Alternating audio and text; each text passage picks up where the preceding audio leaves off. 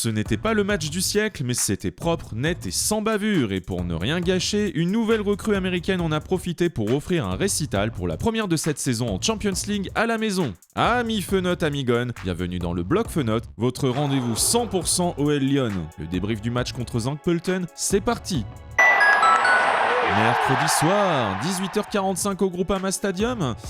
L'horaire parfait pour ceux qui aiment rater la moitié du match à cause des bouchons. Seulement 3000 supporters présents. Ok, ce n'était pas Barcelone en face, mais Zankpölten, championne en titre de EFB Frauenliga, c'est la ligue autrichienne. Pour cette deuxième journée de Champions League, pas de Corbin Schrader laissé au repos et pas de Liana Joseph qui a très probablement terminé sa saison à cause de sa rupture du ligament croisé intérieur lors du dernier match contre Arsenal. Tellement dur, tant son début de saison a été prometteur. On lui souhaite bien évidemment un prompt rétablissement. Un 11 entièrement remanié par Jonathan Giraldes pour cette réception avec un 4-3-3 classique, l'Australienne Tegan Maeka dans les buts, une défense composée de Sophie Svava, Elman Elhag, Alice Sombat et Ashley Lawrence, Damaris Segurola, Lily Johannes et Inès Benyaya forment le milieu de terrain et devant, Jule Brandt et Vicky Béchaud accompagnent Ada Egerberg, la capitaine de la soirée.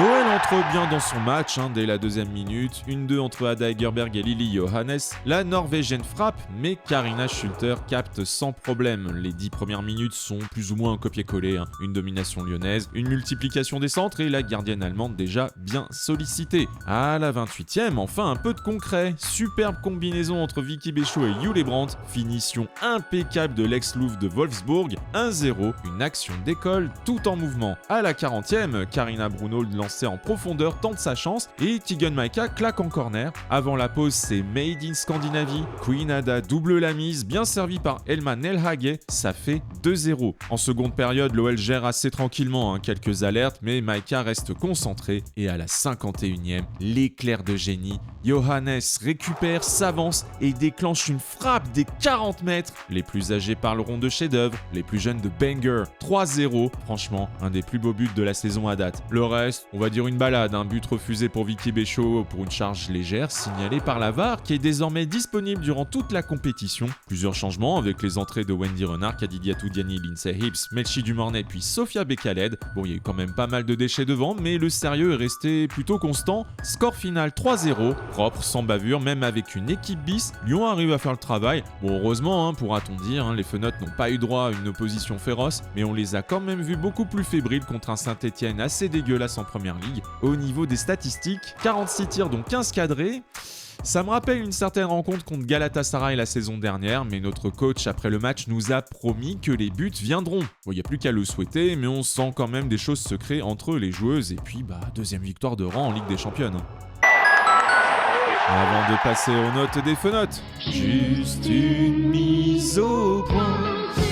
Le débrief contre Arsenal aura fait grincer quelques dents, alors je ne vais pas m'épancher sur les quelques éléments perturbateurs du fond de la classe, qui n'ont rien d'autre à faire que de dénigrer chacun des épisodes quand ils n'envoient pas leurs petits copains défendre leur cause perdue. Mais en échangeant avec certains d'entre vous, je voulais apporter quelques précisions. Alors non, je n'ai pas aimé cette rencontre âpre contre des Gunners loin d'être impressionnante. Je trouve que nos Fenotes se sont rendus la tâche difficile par des déchets techniques assez inhabituels pour certaines. Alors oui, on peut se réjouir de la victoire de prestige, oui, on peut se rassurer avec la deuxième mi-temps, et on peut également supporter nos Lyonnaises tout en pointant ce qu'on estime être des axes d'amélioration. Néanmoins, en comparant les notes de la semaine dernière avec celles de l'élimination contre ces mêmes Anglaises l'an passé, ça pouvait donner l'impression qu'on avait perdu le match. Alors comme je peux être opiniâtre sans être totalement injuste, et aussi pour en garder sous le coude en cas de véritable faux pas, je vais rajouter un point pour chacune d'entre elles. J'en profite également pour vous remercier chaleureusement pour tout votre soutien et vos échanges constructifs, même si les avis divergent. Si vous souhaitez soutenir l'initiative d'un supporter, qui n'a comme principale motivation que de partager sa passion au sujet de l'OL Lyon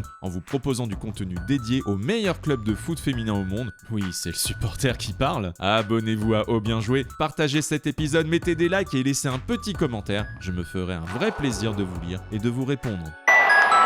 Allez, c'est parti pour les notes. Spoiler alerte, pas une en dessous de 6. On commence par Teagan Maika. Pas grand chose à faire, mais elle est restée concentrée sur les rares alertes. 6 également pour Ashley Lowens. Alors, on n'a toujours pas la vitesse d'une Ellie Carpenter, mais on sent qu'il y a du mieux. Des récupérations hautes. Elle est même à l'origine du 3e but. Même note pour Alice Sombat. Match sérieux pour la Française, appliqué. Bon, elle me rassure par rapport à sa dernière prestation contre Lens. 6,5 pour Sophie Svava. Petit passage à vide en fin de première mi-temps, sinon c'est assez solide. On passe à la vague de 7 avec Elman Elhag, une passe D, de la rigueur, une montée en puissance. Idem pour Vicky Béchaud, j'ai adoré sa générosité, sa technique a plutôt pesé, dommage pour le but refusé. Même note pour Ada Egerberg, buteuse, pas mal d'occasions, beaucoup d'activités, beaucoup d'appels, maintenant il manque plus qu'à ses partenaires de la servir peut-être un peu mieux ou un peu plus souvent à minima. Yule Brandt, 7,5, un but, une passe D, une montée en puissance également en cours de match. Même note pour Damaris, le métronome du milieu, du volume, du tempo, et quand elle est sur le terrain, je vous avoue que je suis plutôt rassuré. Inès Benyaya, 7,5 également, j'ai adoré sa première mi-temps, beaucoup de volume également, juste dans ses déplacements, il ne manquait malheureusement que la finition. Et enfin, la joueuse du match bien évidemment, chef d'orchestre, but d'anthologie, rayonnement total, une masterclass pour une très jeune joueuse et surtout, quelle assurance après son but, on dirait que c'est normal chez elle, Lily Johannes, c'est 8,5. Comme depuis le début de la saison, on note désormais l'entraîneur Jonathan Giraldes, c'est un 7 pour ce match. Bon turnover, bon équilibre, une gestion propre d'un match sans grosse intensité, mais tout le monde est concerné et c'est tant mieux. Et vous, quelle a été votre lyonnaise du match ? N'hésitez pas à vous exprimer en commentaire. Ok, pas d'adversité majeure ce soir certes, mais des points et de la confiance. Il faudra être quand même beaucoup plus réaliste devant, car avec cette nouvelle formule, le goal average peut s'avérer déterminant. Je rappelle qu'il n'y a que 4 places qualificatives pour aller directement en quart. Le prochain rendez-vous, c'est la réception de Nantes qui démarre bien sa saison de Première Ligue. C'est samedi 18 à 21h au Groupama Stadium. Voilà, c'est la fin de ce débrief. Merci de l'avoir suivi jusqu'au bout. N'oubliez pas comme d'habitude de partager, commenter, liker et de vous abonner à Oh Bien Joué, ça soutient vraiment tout le travail effectué. Amis Fenotes, amis Gon, portez-vous bien, on se retrouve très vite, car au féminin comme au masculin, l'OL est notre formidable raison d'être nerveux. Bisous!